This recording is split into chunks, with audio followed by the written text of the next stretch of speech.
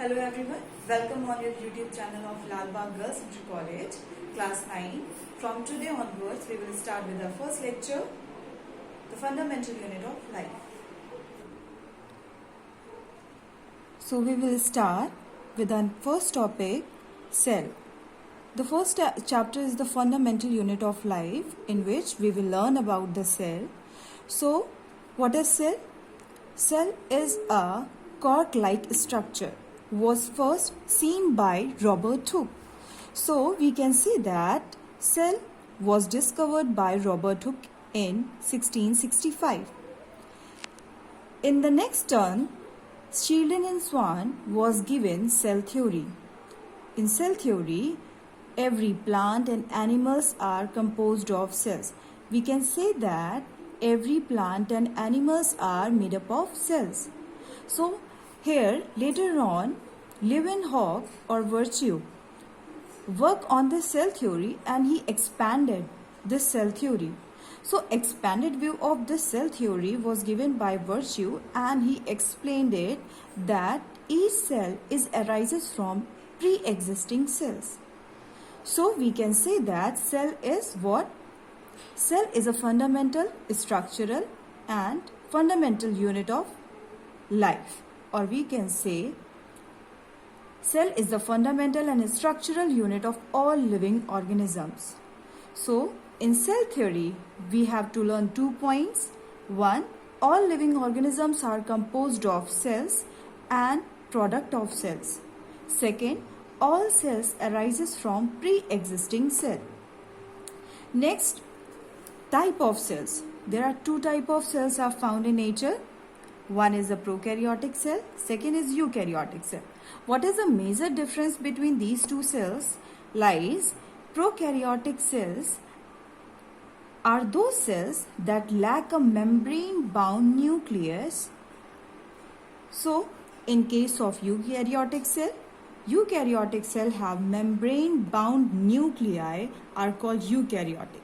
So, the difference is in prokaryotic cell, membrane-bound nucleus is not found, lacking, and in eukaryotes, there is a membrane-bound nuclei is present. So here is term also says that pro means primitive, karyon means nucleus. Pro means primitive, karyon means nucleus. So primitive nucleus has no membrane, and in eukaryotic cell their nucleus is bounded with the membrane. So next we will see the cell size. There are various cell sizes are found in nature. The smallest cell found.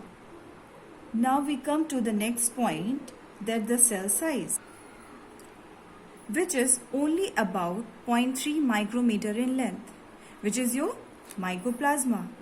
And the largest cell is your ostrich.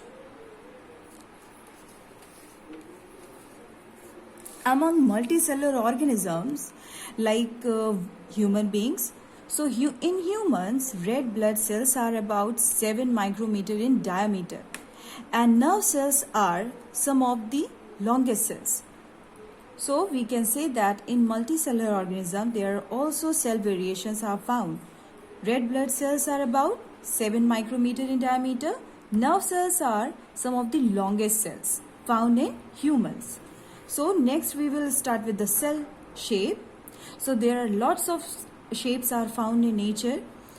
First, disc-like, they may be disc-like, polygonal, columnar, cuboid, thread-like, or even irregular.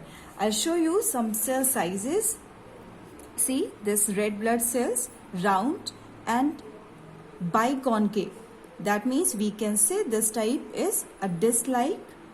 Next is white blood cell, amoeboid. Amoeboid are those cells which have the capacity to alter their shape and size. Next is your columnar epithelial cells. They are long and narrow. Next is your nerve cells, which are branched and long. And the third is a tracheate, which is your elongated cell. Next is your mesophyll cells, which are round and oval in shape. So these are the various shapes of the cell. Next we will start with the cell components. So each cell mostly comprises three parts. First is plasma membrane, second nucleus, and third is cytoplasm. Before going to the detailed study of these three structures, I'll show you the main cell structure or type. So here you have already seen there are two types of cells are found. One is prokaryotic, second is eukaryotic cell. So here the picture is given plant cell and the animal cell. So this picture is your plant cell and this is your animal cell. So in both these cells, the three components are main components, the plasma membrane, this is your plasma membrane, or we can say nuclear membrane. Second is the nucleus. This you can see, this is nucleus, and inside the liquid present, this is called cytoplasm. This is in case of plant cell, and in case of animal cell, you can see this is your plasma membrane, this is the cytoplasm, and inside is nucleus. So these are the three main components present in each cell. So in the next lecture, we will see its first component, which is plasma membrane. Thank you for watching this video.